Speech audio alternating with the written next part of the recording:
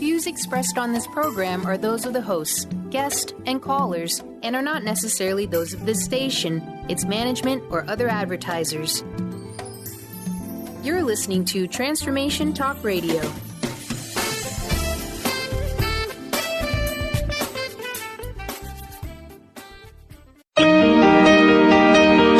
Welcome to the Dr. Pat Show. Talk radio to thrive by. Powerful, inspiring, and coming to you live, bringing you stories of people like you and me, busting through and living life full out. Get ready to dare to wonder what your life would be like if you knew you could not fail.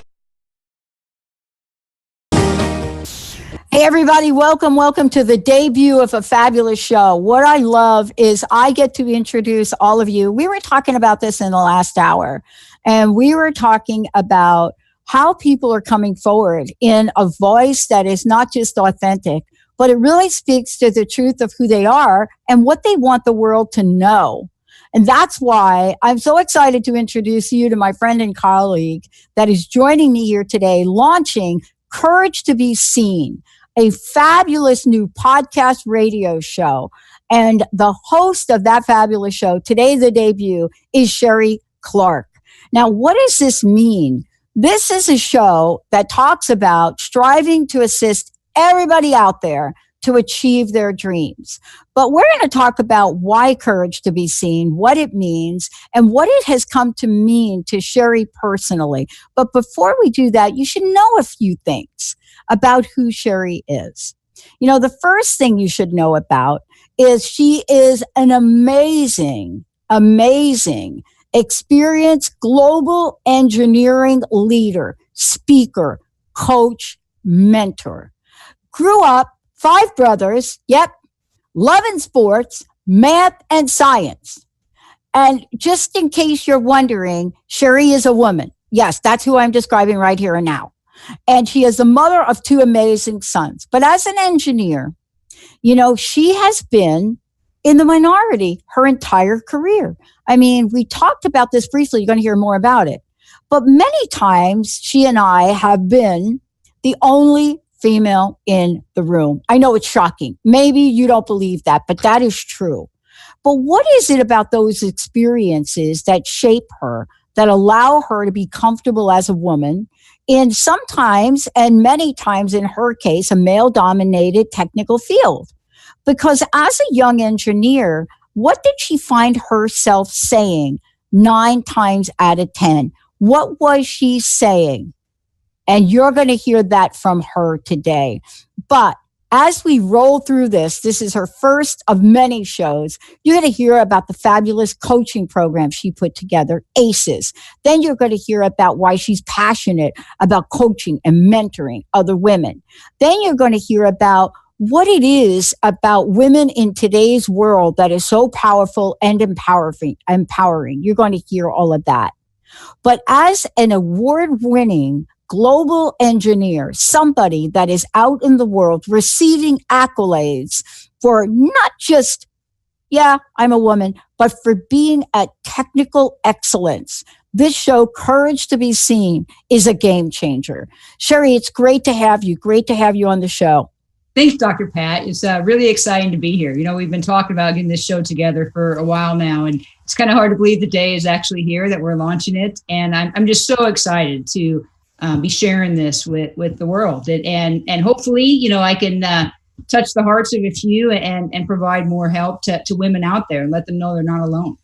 You know, it's interesting. In the year we've been working together, the landscape of women in the world has changed, but the landscape of women in the United States has changed. I really mean the landscape has changed. What do you make of the wave? Shall we call it the wave of new women? I think we have to call it a wave. You know, you'd have to be like hiding under a rock if you didn't feel it. You know, the number of new women that have been elected to Congress. You know, we now have over 23% of Congress is female. It's still not enough. You think if we have 50% women,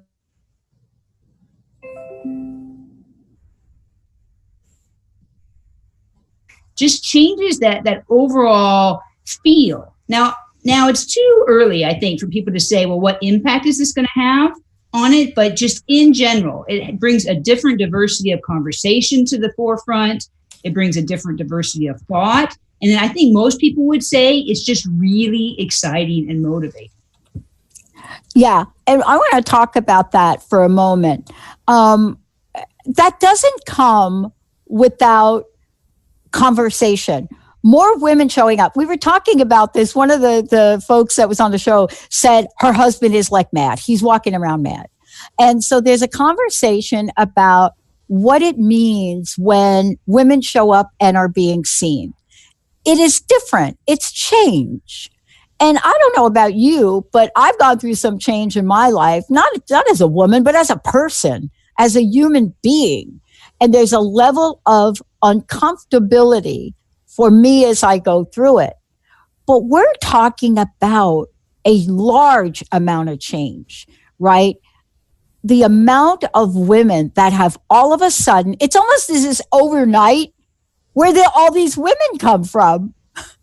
Well, it's amazing that there are actually 6 states now that have a total female delegation into the Senate, where, both the representation is female. So that's just exciting in itself. You would never count the number of states that have all men representatives. No. The fact that we even count how many states have all female just shows, though, that how significant it really is.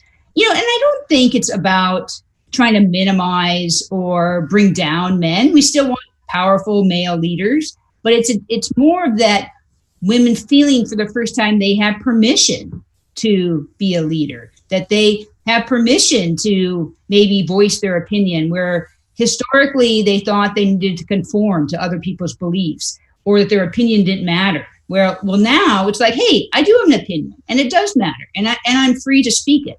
So that's what I think where the big change is. It's just this seeing more and more women in leadership roles gives everyone an opportunity to step up and be a little bit more vocal in their everyday lives. Yeah. What I want to do, I want to skip the break here. And the reason I want to skip the break is because I want to really continue this with you. Let's talk for a minute. You and I have had many conversations, but I'm really struck by where we are today, this very day, with the conversation on change and the conversation about movement. So I want to talk about, first of all, the multiple ways of the feminist movement from your perspective, from a historical perspective, because I wasn't kidding in the last show when I said I was approached by several young women who asked me what the commercial was playing in Washington State. I don't know if it's playing other places, about sign the petition for the ERA. Now, they thought I was talking about the other organization that's not about equal rights. But there is a commercial playing in our state about Equal Rights Amendment, which is an amendment for women. They had not any idea that women literally didn't have equal rights. So let's take a little step back. What's your view of the multiple waves of feminist movement in history, and bring us to where we are today? Well, there has been multiple waves, and because it started with, most people wouldn't believe how little rights women had. The fact that they had to be given the right to vote, given the right to own property. It was just a question that, women, weren't educated. That before I went, many years ago, women didn't study engineering. In fact, a lot of the engineering buildings were built without women's restrooms because women didn't need them, right? So right. I think the big difference in the waves, so you could look at these waves of rights that women have gotten over the years. What's the biggest difference between before and now, if you think of the feminist movement maybe 40, 50 years ago, it was kind of like you were with it or you're against. And people would say, well, I'm not a feminist, so I'm not going to fight for that. And I think what's different today is more of this allowing to be, kind of movement, where it's not of you have to agree with one set of beliefs or another.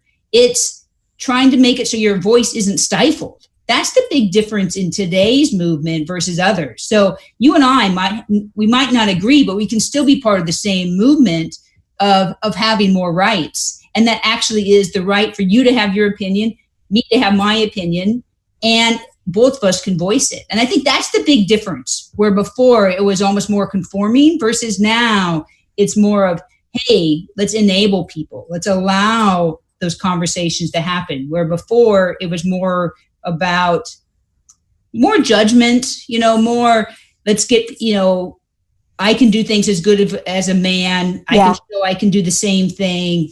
And that's not what I don't want to be a man. I don't want to be exactly like my male colleagues. Do I think I can do my role just as good, if not better? Absolutely. But I'm going to do it from my own, heart, not trying to say I can duplicate what they do.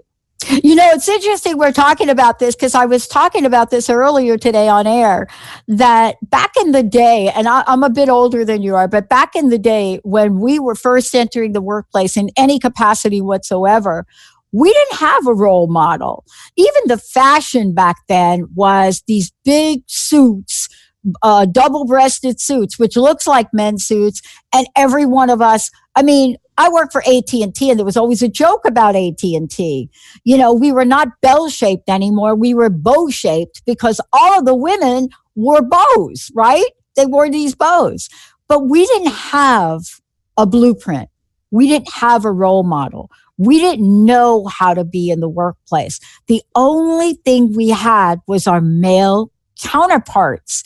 And what the message was back then was just be like us. Now we've evolved, and I wanted to ask you about that evolution, right?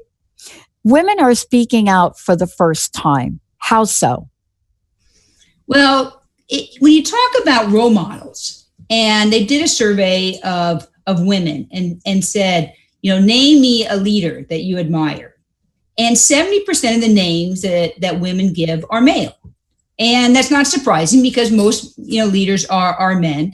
And so then they say, okay, so what are the characteristics of these leaders that you admire? And so they list the characteristics. And predominantly because they're men leaders, the characteristics are more masculine. And then the problem with that is they think, okay, now if I want to be a leader, that these are the characteristics I should replicate or duplicate. And the problem is that they don't see them in themselves because they see themselves more feminine. And then that in their minds, they make a connection that, then I must not be a leader. That must be someone else. And so it's a real problem that without having, big, strong women leaders as role models, then it's hard for women to see themselves that one day I could be a leader. And I think that's kind of why I really wanted to start this show, as I lead, big engineering teams around the world. And most of my career, I probably did it a little too much from the shadows. And I didn't hide the fact that I was female, of course, but I didn't necessarily emphasize it and make it, a speaking out and a point to do that. In fact, when I was first asked to help lead the Women's Network many years ago, I didn't want to do it. I didn't want to have to be involved with a network focused completely on women. Like, why would we need that? We should be equal with our men colleagues. And so luckily I did that. And I learned a lot from that experience and learning how important it is to connect and build networks of women so you could have mutual support for one another.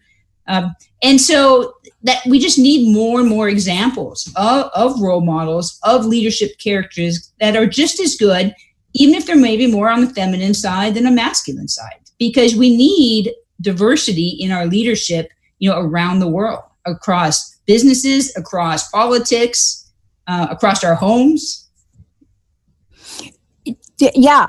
And so one of the other things too is we're looking at not just a changing landscape across the board for us. We're really looking at discovering how to be us. I mean, one of the things you talk about in your ACEs program, the A in ACEs stands for authenticity, right? Being authentic. And that still, I think, is an ongoing journey. And it really leads me to ask you about something too. We are seeing more and more women speaking out.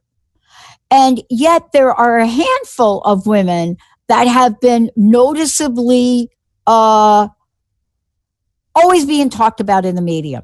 right? One of the things, let's go back to Congress for a minute. We have a new wave of Congress people, Congresswomen, congressmen coming in. And yet we're starting to see these rookie women do things that are not necessarily in line with how Congress people act. And there are a couple of them, right, that are getting phenomenal publicity. Why do you think that is? And you know what I'm talking about? Oh, absolutely. Okay.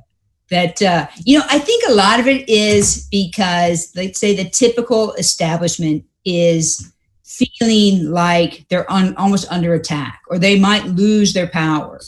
And so they want to try to get control once again. Like they're losing some of that control they might have had. And they've just been maybe overly comfortable for too many years. And now they don't know how to respond when they're suddenly dancing in the hallway, and I, for one, can't say I agree or disagree with all the different beliefs that the new wave of women are bringing into Congress. And I try not to focus too much on any, individual person. However, even though I may or may not agree with them all, I love the fact that they're there.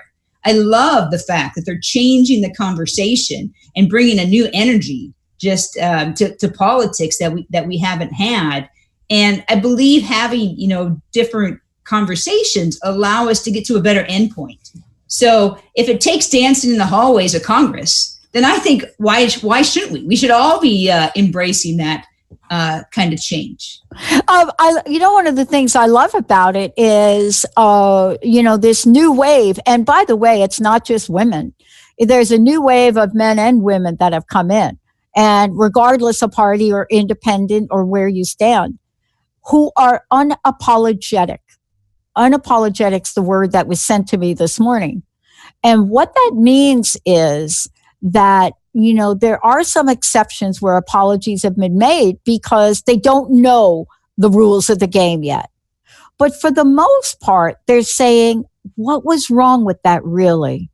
What was it about who I am that's really bothering you?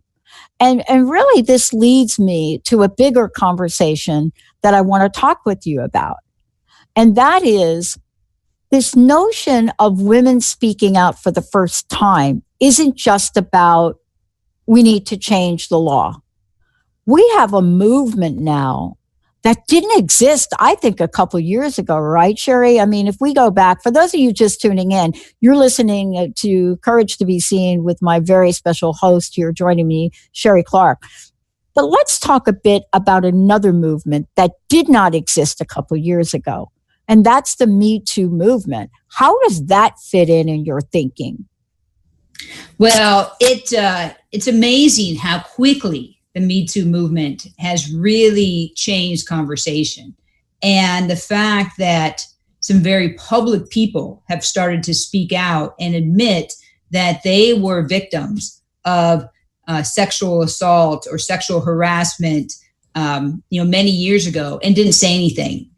That I think people were surprised. For one, they thought they were alone. Let's say they were a female and they were a victim at some point that they didn't want to share because they were ashamed. Now, the fact that it's almost like snowballed. As soon as a few started speaking out, a few more, one said, hey, I hear you. You know what? I was abused also as a child or as a teenager or as a college student or in the workplace or wherever it might be, that it almost was surprising to so many people how widespread the abuse was, how much that people didn't even realize how significant that the culture just has accepted. This is kind of how things were. And that there's so many famous men that have, lost jobs and been arrested and whatnot, that it just was assumed this was just how things were. And, boys will be boys, just locker room talk, all that kind of stuff.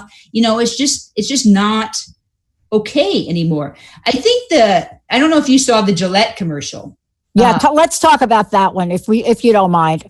Let's just talk about that. Really, really amazing. Talking about, toxic masculinity that too often happens. Bullying, sexual harassment, catcalling, speaking over women in meetings. What a variety of things that they called out in this commercial. and really says, hey, men, let's hold each other accountable and be the best men can be. So they kind of changed their slogan and just said, let's be better from an overall, male standpoint. They were almost ashamed kind of thing about how much that men have been called out. And the interesting thing is, though, the press and the public opinion around this commercial, a lot of people, it was very negative. And I think you could say, well, why is it so negative? Because it's actually a pretty good commercial. Is the people that maybe caught themselves doing those things and now are getting pointed out that, hey, I shouldn't be doing those things, are probably the people that say the most negative comments about it. Yeah. It's fascinating when we step back and we look at this. But what do you also make of, and this has really been a double-edged sword, right? As we talk about courage to be seen. I'm not surprised that Hollywood kind of led the way, right? But yet I am surprised because what people don't know about Hollywood, just like we don't know about what it's like to be a leader in the technology industry. What they don't know about Hollywood, except if you listen to perhaps Dee Wallace's show, she's a host here, is that anytime women speak out and ask for equal rights, there is a severe consequence if you are in the acting industry. You will be blacklisted from movies, as we've seen so often, if you ask for equal pay. You will not get that role. We hear it over and over again. So I'm not surprised about Hollywood. Are you surprised that Hollywood sort of led the charge, even though the consequences for speaking out are devastating to a career? Well, I think if you look at some of the people that started to speak out first, yeah, were significant enough in their career and established enough that they probably didn't have to worry so much about the consequences, that they were already established enough that it'd be hard to blacklist, at least some of the initial people. But, I have heard in some of my own conversations from men when they hear about, a female being taken advantage maybe by their boss or being asked for sexual favors or whatnot to get that certain position or job, just basically, well, they don't need that job. Why didn't they just get a different job? Right. It's not that easy. No. Too often that it seems like, oh yeah, I'm going to just go and quit this job and walk across the street and get another job. And many times it's so widespread that if they go get that other job, they could be put in the same kind of situation. So that kind of attitude is also part of the problem. I've been lucky enough that I haven't been put in those situations personally, but I know some of my friends have. And it's really unfortunate because you really are trying to figure out, what do I do? Who do I go tell? Am I going to get protection at work if I do say something, or should I just keep my mouth shut and work hard and try to maybe get promoted out of that position? It's really a tough call. Well, I mean, look at how it's playing out right here as everybody starts to look at the presidential race, right? Out of everything you want to say about Kamala Harris out of California, the one thing that everybody thought would derail her popularity was We Dated, I Influenced Her Career by Willie Brown. I mean, that could be like a song, right? We dated, I influenced her career. Needless to say, she's number 3 in the polls. So that kind of thing, for powerful women, do you think that it matters as much as it used to when people start to talk that level of gossip about women today? If you are a Kamala Harris, but not everybody is a Kamala Harris. People are like you and me, whereas even a slight rumor of that effect could derail us. Yeah, with that one, I was surprised actually how fast it died back down. Yeah, me too. It does tend to derail people, and so the fact that it only lasted a couple of days in the media gave me hope, thinking that maybe this kind of thing won't be as big a deal in the future as maybe it was in the past. I don't know if we can count on that though. I think the biggest problem is for the average person. Do they have, a thick enough skin to get through those first few days? And if you are attacked, let's say that way in social media, then even if it's going to die down, you still have to deal with it at first. And I guess I try to think more like along Brene Brown's kind of attitude. Yeah. That if you're not in the arena with me, your opinion doesn't matter. Right. I think that's just such a great way to think about it, because we can't keep everyone happy. We can't live our life and make choices based on the judgments of others. And so when you really think about it, hey, so if you're with me and you're helping me and you're working with me and you're my coach or my friend or my partner, whatever that might be, okay, I'll take your opinion, because that's valuable to me. But if you're just this random person on the internet that dug up something that may or may not be true, I just really can't, I don't have time for you. I can't pay attention. I can't put my energy in that. And I think that's kind of what we all have to do. And maybe we can kind of get over this, but in our day of social media where everyone has an opinion, everyone can put on a tweet, on Twitter and put an anonymous comment to every news article. It's a little scary, actually. It is a little scary. And we're going to talk about this when we come back.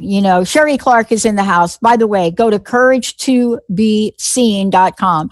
couragetobeseen.com. You can check out not only the messages we're talking about today and what Sherrie believes and is doing in the world, but you'll also be able to take a look at her ACEs program. It's a coaching program to help women do exactly what we're talking about today. When we come back, we're going to talk about women leaders, the conundrum, the paradox. Why is it that from time to time, as women, we are asked to be a little tougher?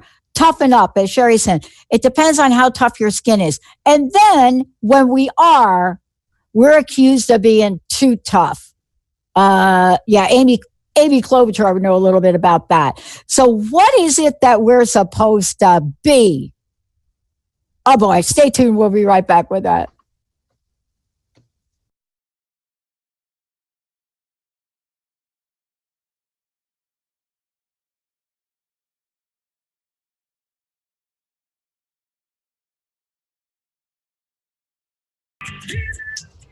Hey everybody, welcome back. Yep.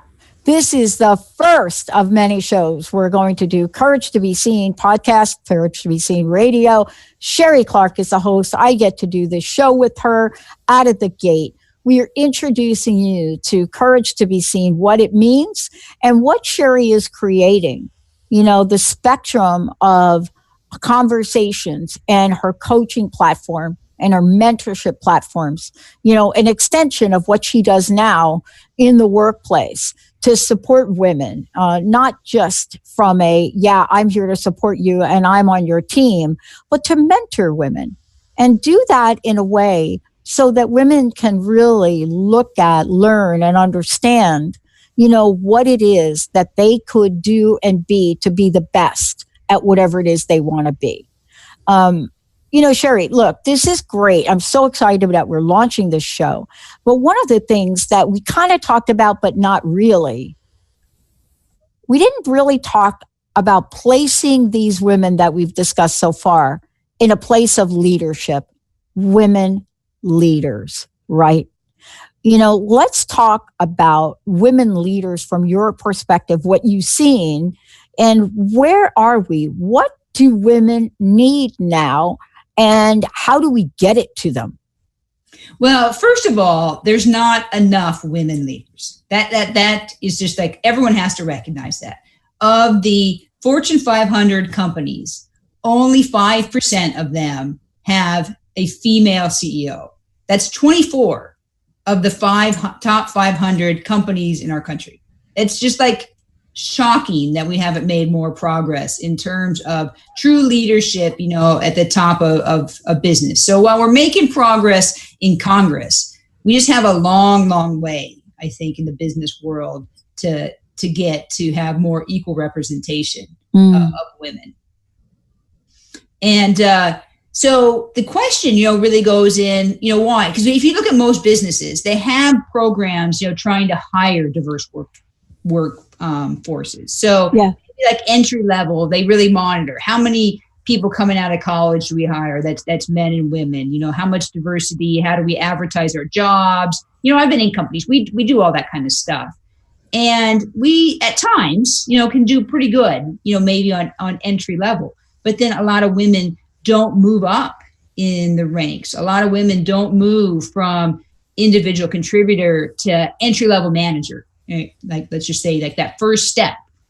And so if you don't take that first step, you can't take steps 1 through 10 to get to CEO, right? So we have to really look at the issue, I think, from like all different steps in the organization if we really want to make improvement. And how do we help women know, like, how do I even take these career steps?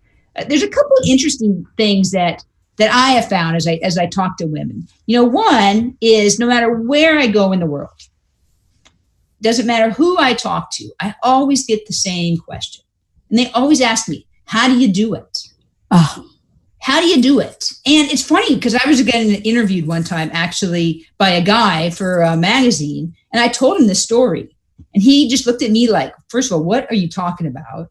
And then 2, does it offend you, that you could ask this? Like, he couldn't imagine a male ever being asked, how do you do it?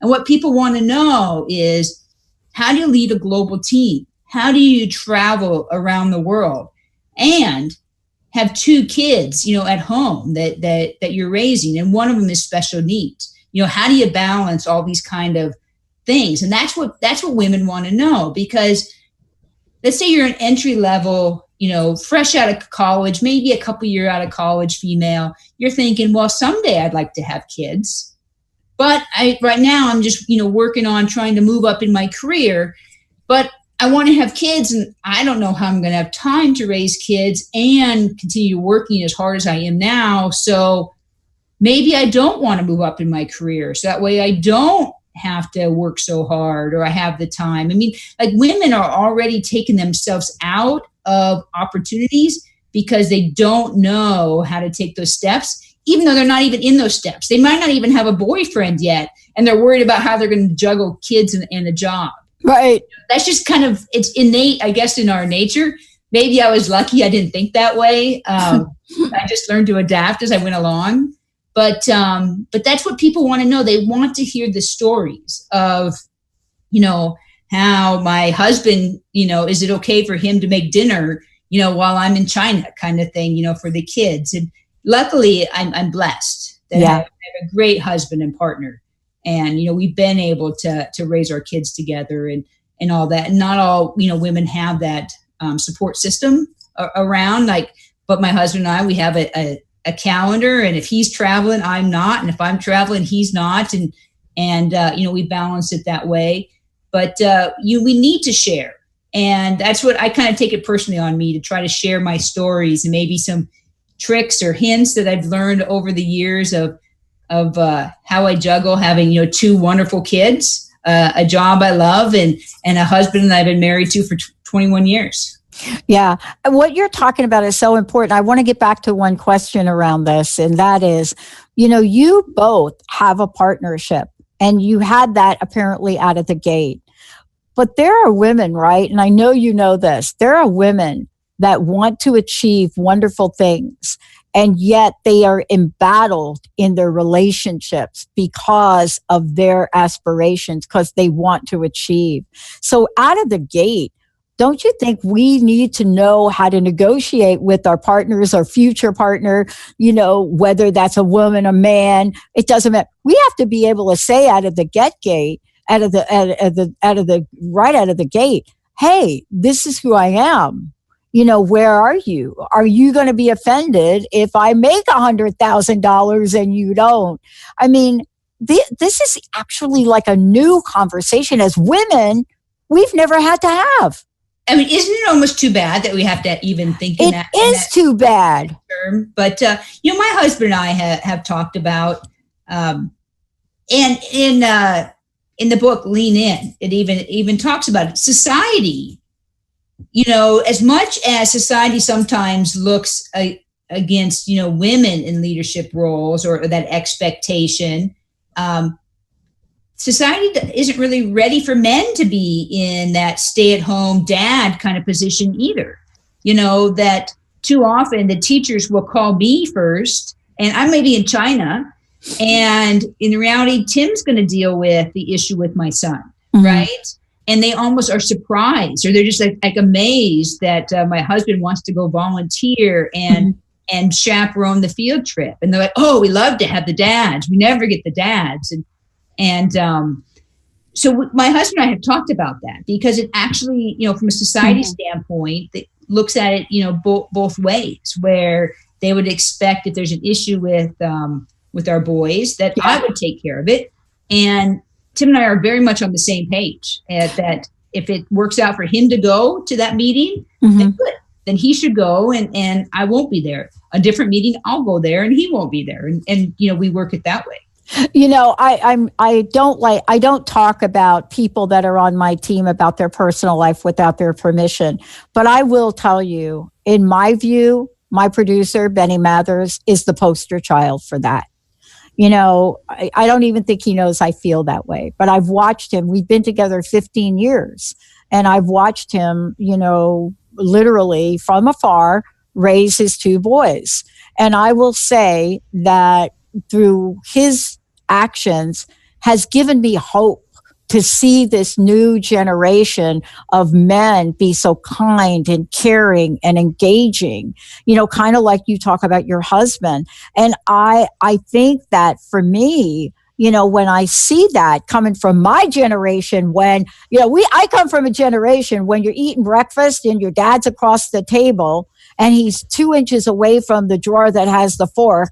And he says to mom, honey, would you get me a fork? Right?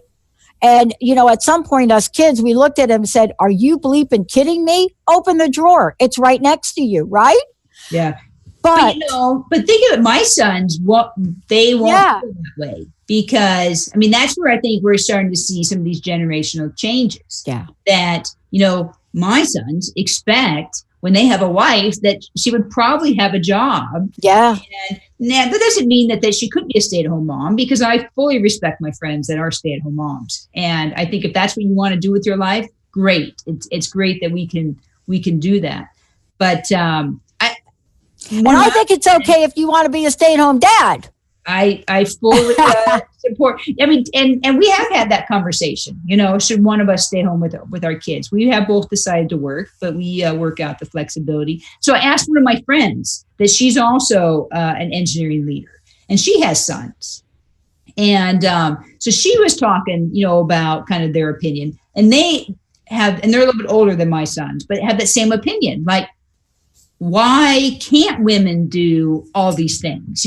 So I think at least when you do have women that have jobs that they love, their kids see that. And maybe soon we can start to change that dynamic in society. One of the things, there's that movie, I can't remember the name of it, where there's this drummer kid that he's trying to achieve success. And the guy sitting across the table from him, he said, there are two of the worst words that you could ever hear, good job. And I thought about what would be one of the worst words that a woman could ever hear, right? And that is that she has to achieve balance. I think balance is an illusion, but harmony and being able to integrate your life in the way that you want to do it, not based on equal parts of red meat, equal parts of but the idea of harmony so that you can achieve. And you said something interesting. You said, I just adapted.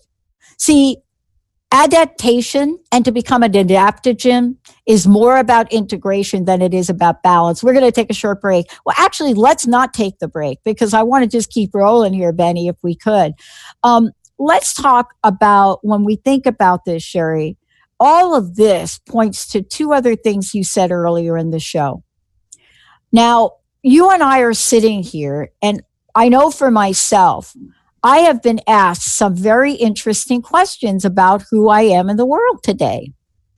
And I don't see myself the way other people see me. As a matter, let me give you an example. Then I want to ask you about this because it has to do with confidence. One of the questions I get asked is, what is it like to be a woman broadcast network owner? And I stopped and I thought, you got to be talking to somebody else, right? I mean, it's just like not even, like, what does that even mean?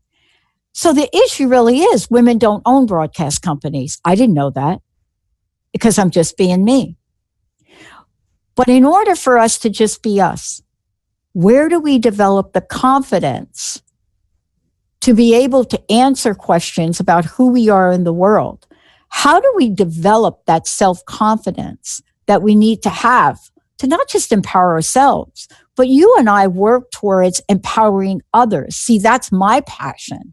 I don't see myself as a broadcast owner. I see myself as a vehicle for you and others to be the best you could be in the world through media. How do you develop this confidence?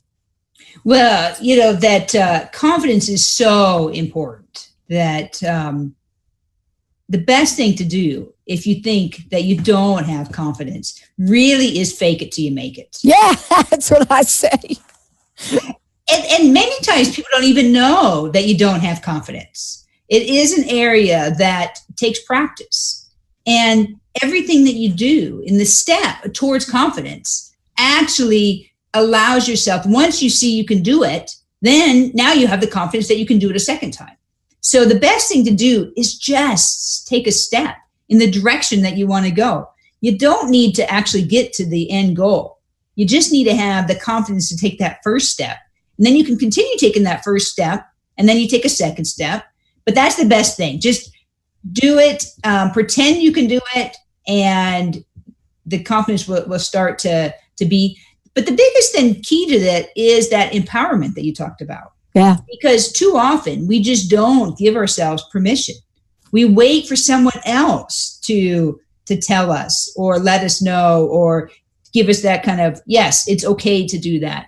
And self-empowerment is just so critical. And I just see so many women thinking that maybe that's for someone else and not for them. And they really have to say, no, I am empowered. This is what I want. I can admit it, and not to be worried about that judgment of others. I think that one of the things that it's clear that you're here to do is you are here to be a role model of others. And yet there's a certain level of humility that is also important. I know that in the past year that I've known you, you've received at least 2 to 3 awards or acknowledgments in magazines, right? And I want to ask you, how does that feel? Because I have to tell you, for me, I feel awkward. And as a matter of fact, don't talk about it. I don't announce it. I mean, the first time Benny and the listeners started to refer to me as Dr. Pat, I wanted to crawl under a rock. The show wasn't called the Dr. Pat Show. It was crust busting. I did. This has really been what does that feel like to be acknowledged for you? I agree. And I don't think I would be alone. I think a lot of women, maybe men too, but a lot of women are in the same camp, that I love to get awards. Like, I love to work hard and get recognition, but then maybe like you just said, I don't tell anyone about it. I just put it on the list. Good. I accomplished that. I like to set a goal, and I like to set, work hard to achieve it. But then when I actually have to tell somebody that's not the award, it's like the reaction is that you feel like you should minimize it, or you want to hope that they accidentally find out about it, because the last thing that you want to do is have to share it yourself. When I was recognized for women in technology by the Dallas Business Journal last May, that they contacted my workplace. I didn't know that. And so I found out that my boss from Atlanta was going to fly in for the award ceremony. I had no idea. And then my staff, they bought a table, at the award ceremony so they could all attend. And I was shocked. I wasn't even going to tell them that I won. and they all had a great time. They got to attend the reception, and it was a lot of fun for all of us. But it's funny because I wasn't even going to tell anyone I got it. And then here, they all, went with me, and it made it that much more special. But that is something that we all need to work on and take that recognition and take that compliment. So that's a way people can practice. So like if I give you a compliment, too often the reaction is, oh, it was nothing. Where the reality is, the real reaction should be thank you. Don't try to minimize that compliment. We do that just so often. That's that's our default. And we need to do better that, hey, it's okay. We should build each other up, not try to minimize it. Yeah. And the reason I brought it up is we're going to be doing a series of shows where, you're really going to take on some of these tough conversations about what it does mean to stand in courage to be seen. What does authenticity mean? What does it mean to be authentic? Authentic, to say that word, to be able to say, I'm authentic. What is the courage that's underneath that? And even when you get awards, right? Somebody asked me for my vitae, the other day for something, and I sent them a short bio. And they said, no, that's not what we need. We need the whole long thing. And I said, why would you want all of that? And they said to me, why don't you just send it to us? Why are you asking, why do you want it? And I caught myself and I finally sent it to them.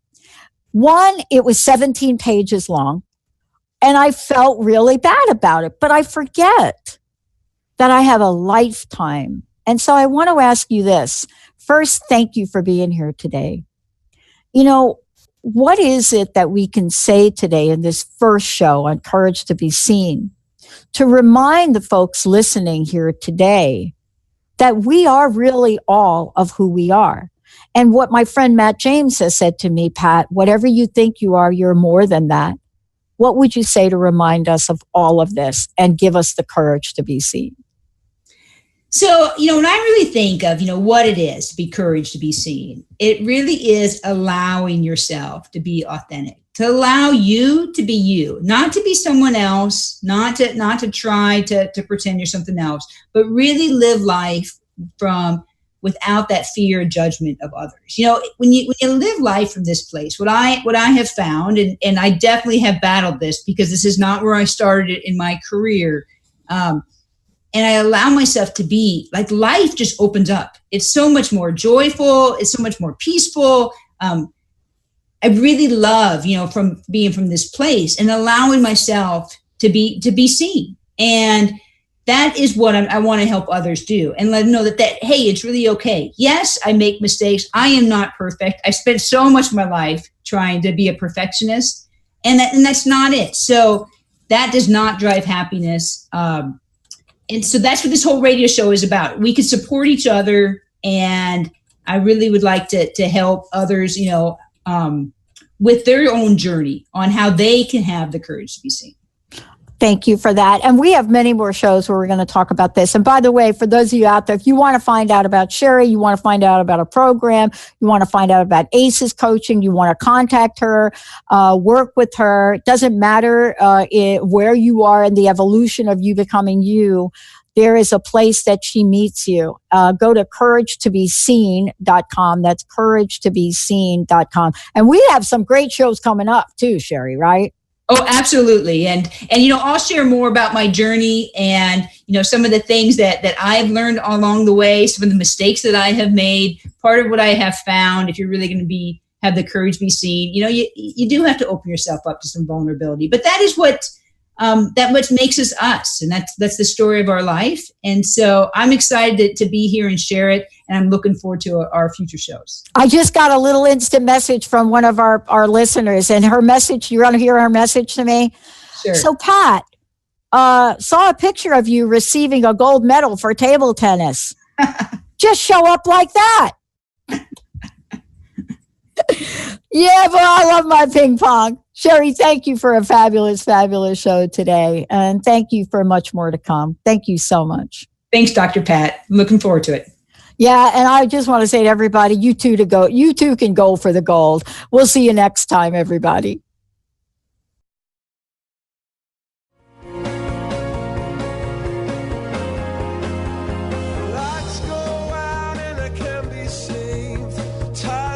try.